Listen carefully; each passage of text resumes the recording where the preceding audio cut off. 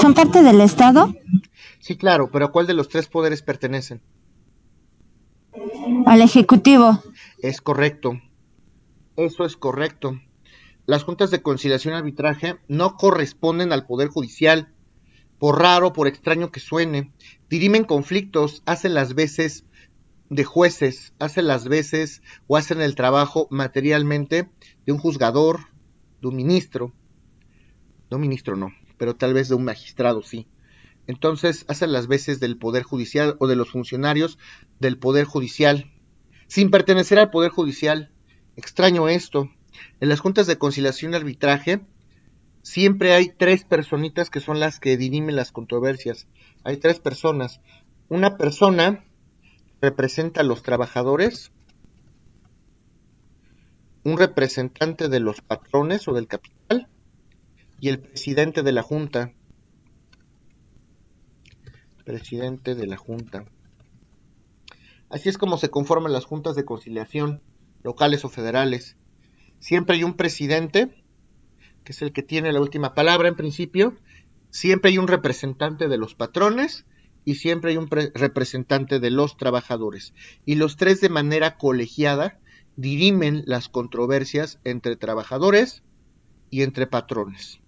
¿Qué pasa con la reforma? La reforma ya está aprobada, ya es vigente, está entrando paulatinamente en los diversos estados de la República. Aquí entrará en la Ciudad de México en breve. ¿Pero de qué se trata la reforma? Pues ahora las juntas de conciliación y arbitraje se van a extinguir. Ya no va a haber juntas de conciliación y arbitraje, ahora va a haber tribunales de lo laboral, va a haber tribunales laborales. Y esos tribunales laborales ahora sí van a pertenecer en principio al Poder Judicial. Es un cambio radical, es un cambio de 360 grados en el derecho laboral. Se los comento porque este es un tema que se estudia en Derecho Procedimental del Trabajo, o Laboral 2. No sé si alcancemos a ello, a llegar a ello, pero bueno, si ustedes están estudiando Derecho Laboral, por lo menos tienen que saber de qué se trata esto. Para aquellos que estén interesados en estudiar de fondo esta reforma, pues naturalmente está publicada y está en internet, ahí sí lo pueden consultar con toda confianza. Simplemente quería hacerles este comentario. Uh-huh. ¿Alguna duda referente a lo que acabo de comentar? Profesor, ¿y por qué este cambio? ¿No se supone que el Ejecutivo tiene que velar por los intereses del trabajador, sobre todo? Hay una Secretaría de Trabajo y Previsión Social que se dedica justamente a atender desde el punto de vista administrativo o organizacional las necesidades de los trabajadores. Sin embargo, conforme a la propia división de poderes, y a eso atiende la reforma, conforme a la división de poderes que está implícita además en la propia Constitución, Ejecutivo, Legislativo y Federal, ¿quién es el órgano, quién es el poder encargado de dirimir las controversias? Siempre va a ser el Poder Judicial. El Poder Administrativo o el Poder Ejecutivo no tendría por qué estar dirimiendo controversias, no es su labor, no es su campo. A lo mejor sí está dentro de sus facultades, por supuesto que sí, a través de la Secretaría de Trabajo y Previsión Social, a lo mejor sí, a través de la Profedet, que también depende de esta Secretaría, estar al pendiente de las necesidades, pero no son jueces, no tendrían por qué estarlo haciendo. De hecho, las resoluciones que emitían las juntas de conciliación de arbitraje ni siquiera eran sentencias, son laudos. Los laudos, además, aquí hay como una especie de congruencia doctrinaria o técnica. Los laudos son resoluciones que emiten las autoridades, los árbitros, por ejemplo, los árbitros que sí dependen propiamente del Poder Ejecutivo. Vamos a pensar en Profeco, vamos a pensar en la CONAMED, vamos a pensar en la CONDUCEF. Sí, son autoridades administrativas que dirimen conflictos. Si ustedes tienen un pleito, por ejemplo, con un proveedor, si les vendió una sala, pues van a la Profeco. La Profeco va a llevar a cabo un procedimiento de arbitraje, por eso son juntas de conciliación de arbitraje, y al final va a emitir un laudo que se puede ejecutar, pero no en la vía administrativa, en la vía judicial. ¿Por qué? Porque la autoridad administrativa no puede hacer coercibles sus determinaciones. Es decir, los árbitros de Profeco, por ejemplo, emiten una resolución administrativa y esa resolución administrativa tiene que hacerse valer a través de la instancia judicial. Luego entonces no tienen coercibilidad, no se podrían exigir por medio de la fuerza las resoluciones de Profeco, de CONAMED ni de CONDUCET. ¿Por qué las laborales sí? ¿Por qué los laudos que emite la Junta de Conciliación y Arbitraje sí? Materialmente estaban haciendo el trabajo, la chamba de los jueces, pero formalmente no tenían por qué estarlo haciendo, porque no está dentro de sus facultades dirimir controversias. Además, la Junta, si bien es cierto que tiene que ver por los derechos y las obligaciones de los trabajadores, también tiene que ver por los derechos y obligaciones de los patrones, tiene que ser imparcial, conforme a derechos, como tiene que resolver, pero aquí la parte del rompecabezas que falta es saber cómo estamos haciendo o cómo es posible que las resoluciones de las juntas sean coercibles, sean obligatorias, si ni siquiera forman parte del Poder Judicial, no son jueces. Por eso es que subsanaron en gran parte esta situación y por eso es que ahora existen tribunales.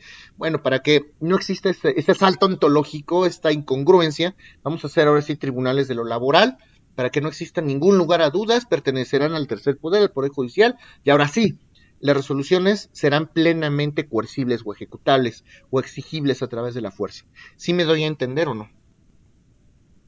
Sí. Ok. Profesor, una pregunta. Ay, Adelante. perdón. Y al pertenecer o al pasar al Poder Judicial, ¿ya no habría representantes o eso no se quitaría? No, ya no habría representantes, justamente eso. Tendría que ser una autoridad jurisdiccional propiamente. Un juez con todas las facultades y con todo el derecho de imperio, justamente para que emita una resolución, una sentencia y que tenga la última palabra. Así tendría que ser, porque ya forman parte del Poder Judicial. ¿Ok? Ok, gracias. ¿Alguna otra duda? Bueno, este era el comentario que les quería hacer al margen. Ahora sí, vamos a entrar propiamente a lo que nos concierne. Vamos al ABC del derecho laboral. Vamos a empezar nuestro curso de Derecho del Trabajo 1. Y bueno, antes de entrar a la parte histórica, que es lo obligado, obviamente no pienso agotar todas mis sesiones hablándoles de historia, por supuesto que no. Vamos a contextualizar, tenemos que ubicar en dónde se encuentra localizada nuestra materia de derecho del trabajo. Y vamos a partir de temas ya conocidos, vamos a ir de lo conocido hacia lo desconocido. Vamos a ubicar, vamos a encontrar a nuestra materia en el mapa general del derecho positivo mexicano. Y para tal efecto vamos a entrar a un tema que ustedes ya deben de conocer y que fue materia de introducción al estudio del derecho. Vamos a hablar de las ramas del derecho de una manera muy breve y muy concreta. Vamos a ubicar en nuestra materia. Les pregunto yo a ustedes, ¿cuáles son las ramas del derecho? ¿En cuántas ramas se divide el derecho para su estudio?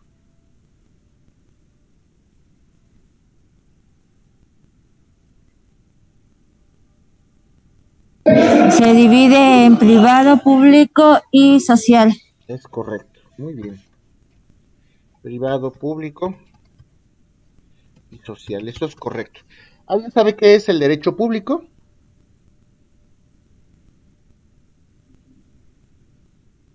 Atiende a las controversias entre particulares. Entre particulares y qué más.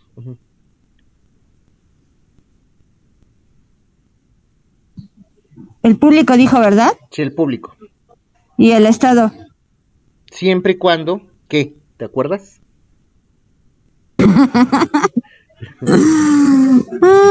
Ahorita lo afinamos, no te preocupes, Daisy.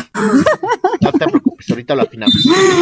Vale, vale. Ok, ¿alguien se acuerda o no lo vieron?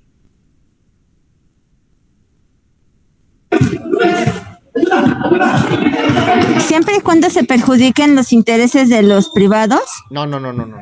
Ahorita vamos, Daisy. Ahorita vamos a ello. ¿Los demás vieron esto en introducción o no? Sí, profesor. Ok. Entonces, cuéntenme. Bueno, yo voy a repetir igual lo que dijo Daisy, es el conjunto de normas que regulan la actividad del Estado, que rigen las atribuciones y facultades de los órganos del mismo. Ok. Repasemos. Conjunto de normas jurídicas. El derecho público, entonces, va a ser ese conjunto de normas jurídicas que regulan la relación entre el Estado y los particulares. Conjunto de normas jurídicas regulan la relación entre el Estado y los particulares, siempre y cuando ¿qué? Siempre y cuando el Estado actúa con una facultad que se llama derecho de imperio o ius imperium, conjunto de normas jurídicas que regulan la relación entre los particulares y el Estado, siempre y cuando el Estado actúe con ese derecho o esa facultad de imperio, llamado en latín ius imperium. Ius imperium en español es derecho de imperio.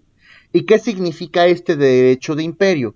Cuando el Estado actúa como autoridad, se dice que está utilizando la facultad o el derecho de imperio.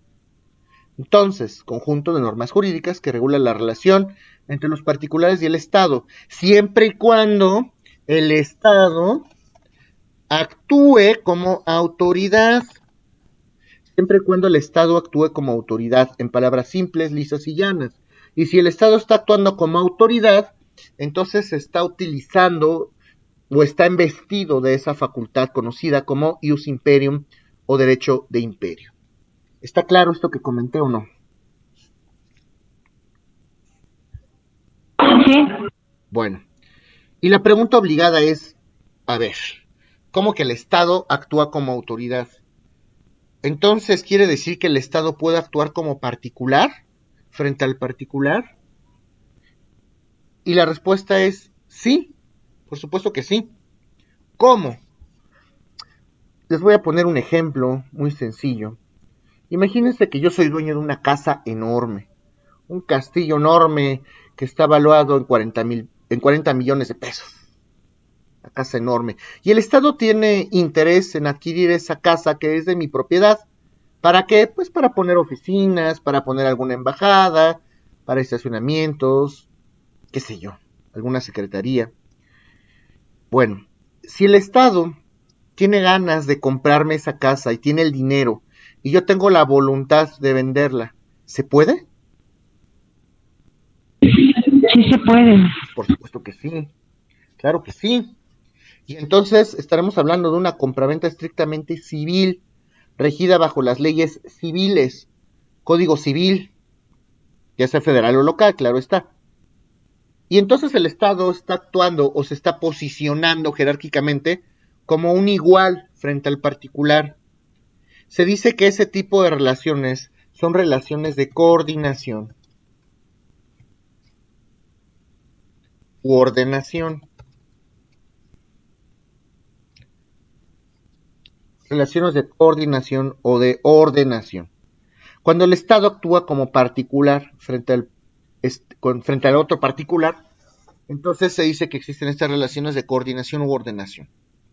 No hay más.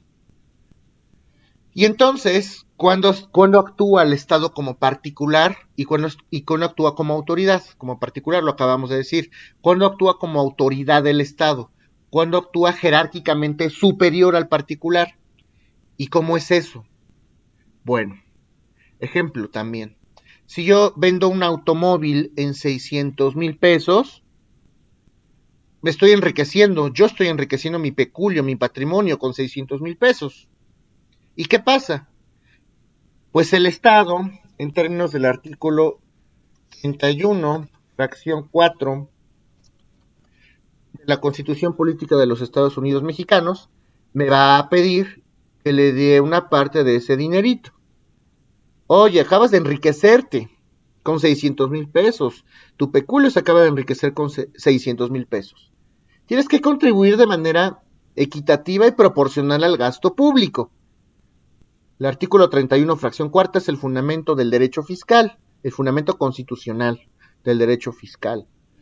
Cada vez que te enriqueces particular, tienes que aportar de manera equitativa y proporcional al gasto público. Paga impuestos.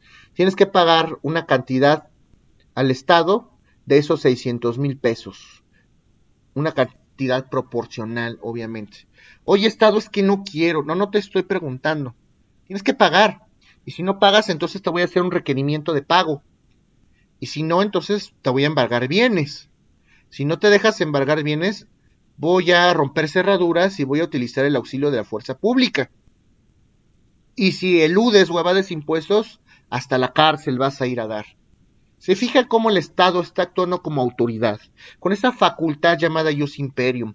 El Estado entonces se está posicionando jerárquicamente de una manera superior frente al particular para requerir, para exigir el cumplimiento de una norma. No te estoy preguntando, yo soy tu superior jerárquico, soy Estado y tienes que hacer caso. Y si no, recibirás una sanción en consecuencia. Otro ejemplo, en materia penal, esperemos que no, bendito Dios, que no pase eso, pero si alguno de ustedes los asaltan en algún momento en la calle y ustedes toman medidas y cartas en el asunto y agreden al delincuente o los vecinos linchan al delincuente, ¿qué creen que va a pasar? Pues el Estado los va a sancionar a ustedes, ni siquiera al delincuente. ¿Por qué? Porque está prohibida la autotutela en términos de lo establecido en el artículo 17 de la Constitución Política de los Estados Unidos Mexicanos. Está prohibido hacer justicia por nuestra propia mano. Yo no puedo sancionar a una persona aunque haya cometido un delito, un agravio a mi persona. Entonces, si yo como particular no puedo, ¿quién sí puede? Ah, pues el Estado. El Estado sí puede hacerlo. Solamente el Estado, a través de tribunales previamente establecidos, con jueces previamente nombrados, con leyes expedidas con anterioridad al acto, podrá procesar a un posible delincuente y condenarlo a una pena por la comisión de un delito. ¿Okay? Si una autoridad pretende vulnerar mis derechos, mis posesiones, mis bienes, mi libertad, sin que previamente se haya tramitado un juicio o un procedimiento, forma de juicio, sin respetar mis derechos o mis garantías esenciales, entonces estará conculcando, violando, menoscabando ese derecho fundamental de seguridad jurídica que nosotros tenemos derecho a hacer valer y que está previsto en los artículos 14 y 16 de la Constitución. Oye, juez, tú no me puedes privar de mis bienes hasta que no sea procesado, hasta que no sea oído y vencido en juicio, hasta que no me hayan ganado. Si lo haces de una manera diferente o si quieres privarme de esos derechos sin haber sido oído y vencido en juicio, entonces estás violentando mis garantías de seguridad jurídica. No todo es tan maravilloso para la autoridad, si bien es cierto que sí nos puede exigir el cumplimiento forzoso de una norma, es decir, sí puede hacerlo coercible, esto se llama coercibilidad. Tampoco se puede pasar de inteligente. Si tú conculcas, violas, menoscabas o no respetas un derecho fundamental, pues los particulares tenemos un mecanismo de defensa, un instrumento de defensa contra la violación a estos derechos fundamentales, garantías individuales o derechos humanos previstos en la Constitución o en los tratados internacionales de los cuales México es parte. Y ese medio de defensa es un medio de control constitucional que se llama amparo. Ya hablaremos de eso, si es que tenemos que hablar de eso, ¿ok? ¿Sí me doy a entender o no? Sí. Bueno, por eso el derecho público se encarga de regular las relaciones entre particulares, entre Estado, siempre y cuando el Estado actúe con este ius imperium. De esta manera podemos referir algunas ramas propias del derecho público, como lo pueden ser el derecho constitucional. Del derecho constitucional emanan disciplinas como la historia del derecho mexicano, los derechos humanos, el propio derecho constitucional, la teoría general del Estado y la parte adjetiva, procesal o procedimental, que es el amparo. Podemos hablar también del derecho administrativo. El derecho administrativo lo componen justamente entre el 70 y el 75% de las leyes aquí en México. Por eso es muy importante que tengan un buen curso de administrativo. La gran cantidad o la mayoría de las leyes en México son administrativas. Y recuerden lo que les comenté hace un momento. Se trata justamente de la actividad inherente al Poder Ejecutivo en todos sus niveles. Presidente de la República, Secretarías de Estado, Fiscal General de la República, gobernadores, etcétera, etcétera. Y entonces algunas ramas que pueden emanar del propio derecho administrativo lo puede ser el derecho financiero, y a su vez del derecho financiero emana el derecho fiscal, el derecho energético, el derecho de las telecomunicaciones, el derecho, por ejemplo, todo lo que tenga que ver con visitas de verificación. Podemos hablar incluso del derecho aduanero, que puede ser una divergencia entre el derecho fiscal y el derecho comercial o mercantil. En fin, gran parte de estos sectores, derecho de la nacionalidad, de la extranjería, inversión extranjera, gran parte de las leyes, como he comentado, son del derecho administrativo. Si se fijan, el común denominador, ¿cuál es? Que el Estado está actuando como autoridad que impone. El derecho penal también es parte de este derecho público. Se divide en dos partes para su estudio, parte general y parte especial. En la parte general, que será el primer curso, estudiarán una introducción, teoría de la ley penal, teoría del delito, donde estudiarán al delincuente, teoría de las penas y medidas de seguridad. Y en la parte especial, que es la segunda parte o segundo curso del derecho penal, estudiarán los delitos en particular y las penas y medidas de seguridad aplicadas al caso concreto. Podemos hablar también del derecho internacional en sus diversas modalidades de público y privado. Muchos confunden, muchos autores, muchos profesores, muchos doctrinarios confunden al derecho internacional privado, asumen que tiene que ser una rama del derecho privado y no, porque si bien es cierto que en el derecho privado, internacional privado, se dirimen controversias entre particulares de diferentes estados, también intervienen autoridades de diversos estados, como puede ser Inglaterra, México, Canadá, Norteamérica, etcétera. Por eso es que el derecho internacional privado también forma parte del derecho público aquí en nuestro México. ¿Okay?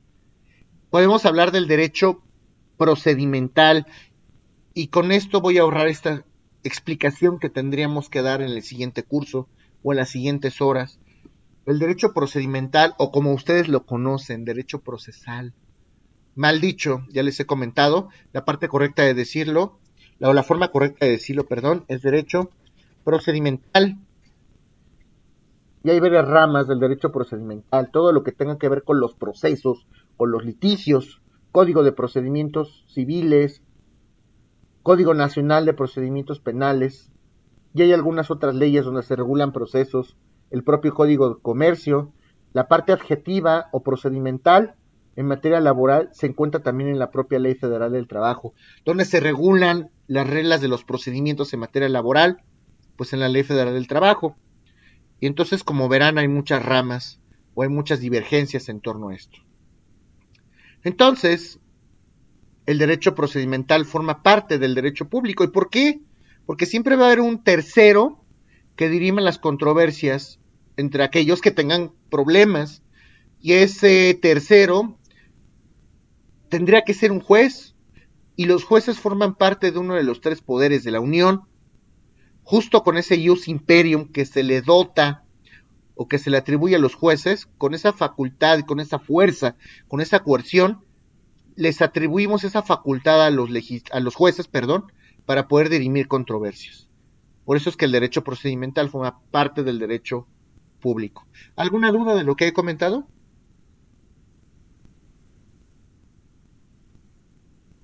No, profesor. No, profesor. Bueno, ya vimos que aquí no es laboral.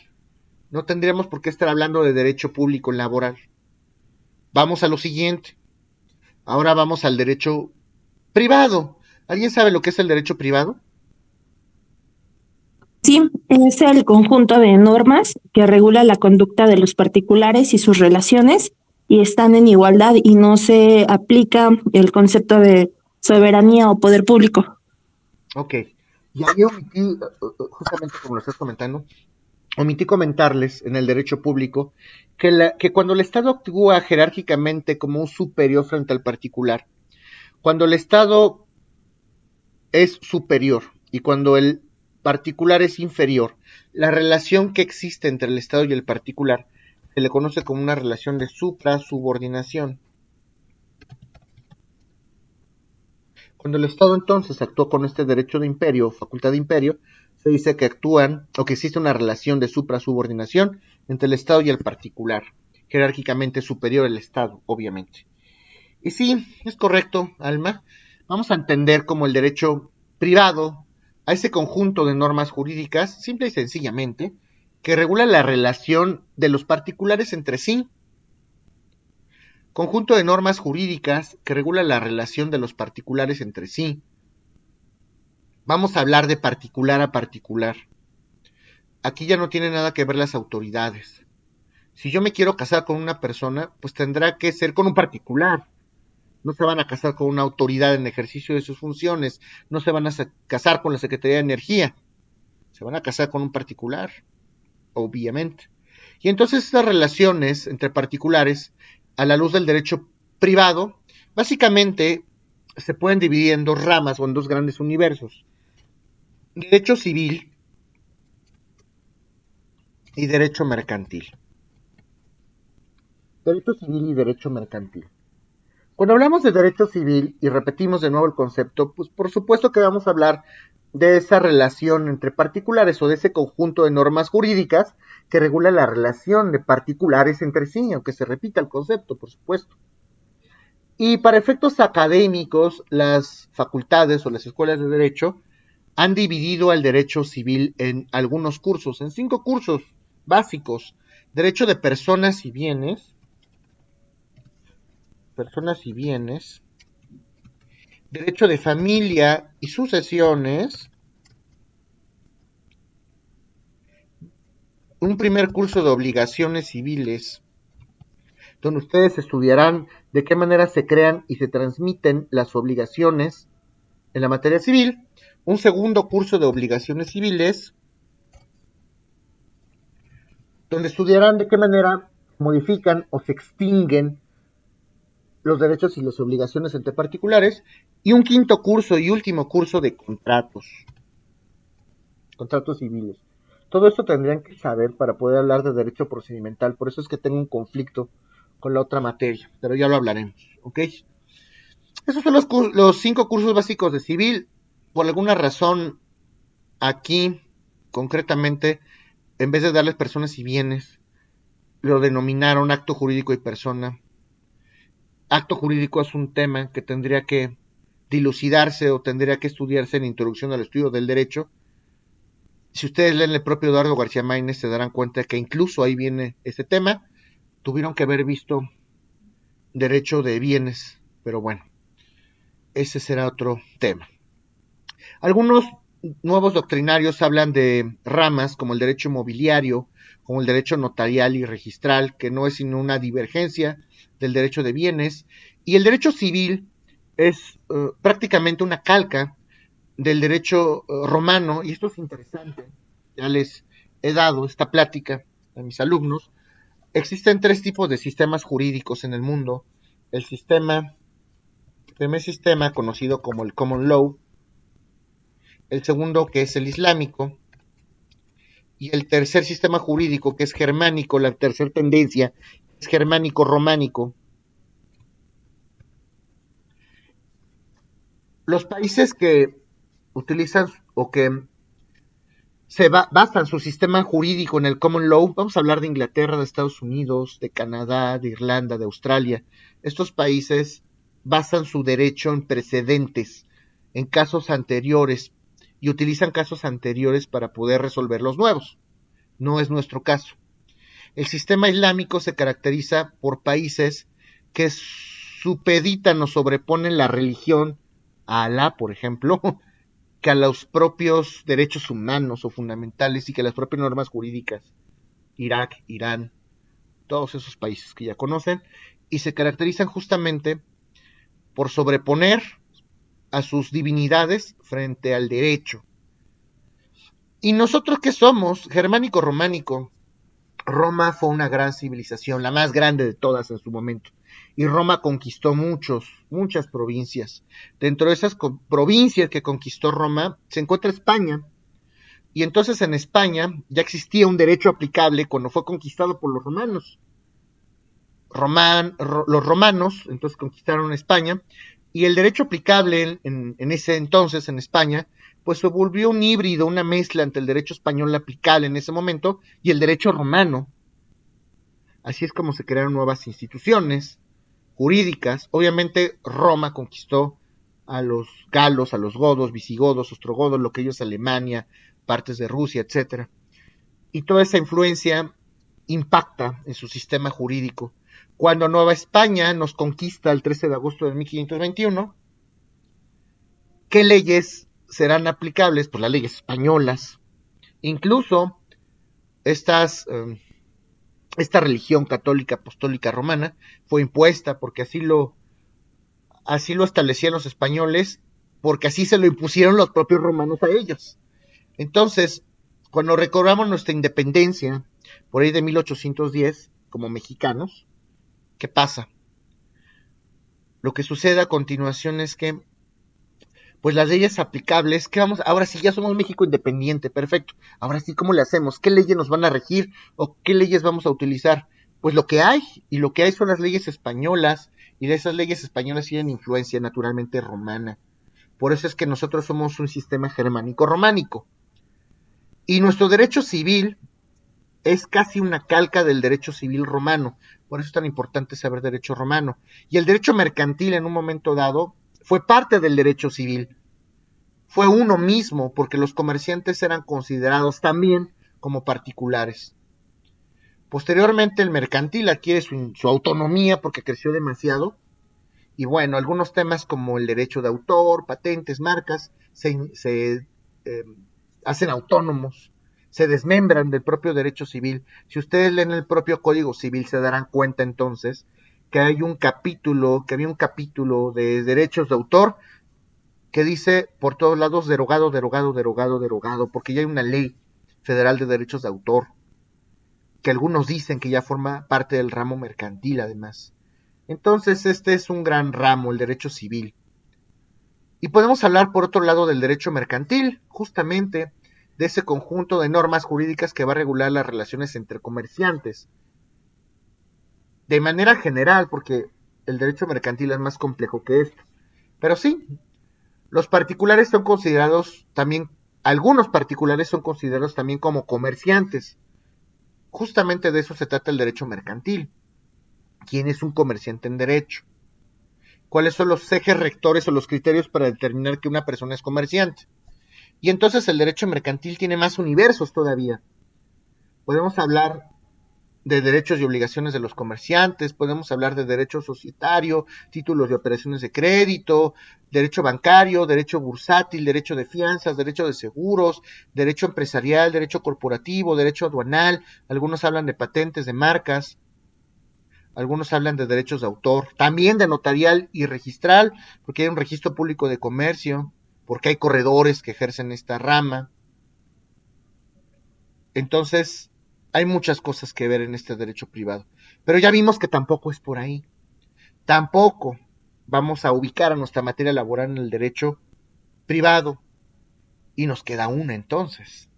Nos queda el derecho social. ¿Alguien sabe lo que es el derecho social?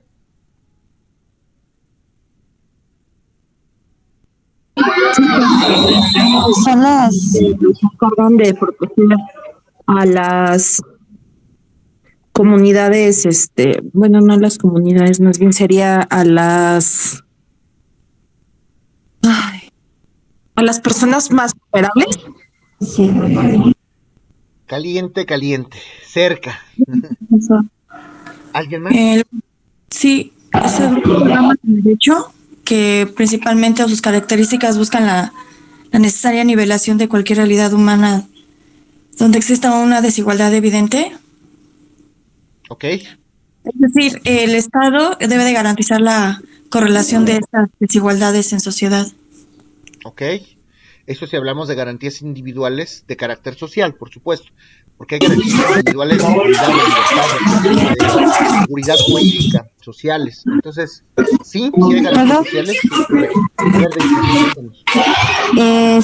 Sería el conjunto de normas que busca regular precisamente, pero a los grupos sociales más vulnerables. Busca protegerlos, más que nada. Ok, gracias, Desi. Vamos a entender como el derecho social, este conjunto de normas jurídicas, que establece el Estado, conjunto de normas jurídicas que establece el Estado para la protección de grupos sociales desfavorecidos, conjunto de normas jurídicas que establece el Estado para la protección o para proteger a grupos sociales desfavorecidos.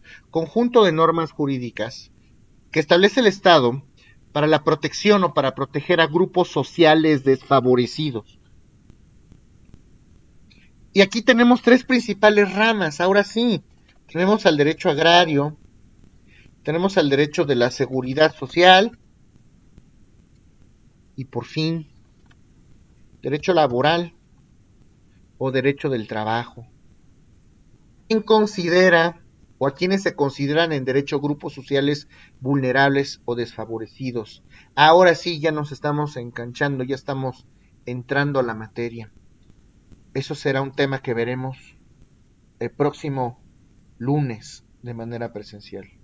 ¿Tienen alguna duda, niños, de lo que vimos el día de hoy? En derecho laboral. No, profesor. Ya entramos, ya ubicamos nuestra materia. Bueno, les agradezco mucho su atención y pues nos vemos en una hora. Gracias, niños. Gracias. Gracias, profesor. Gracias, profe. Saludos, profesor. Gracias.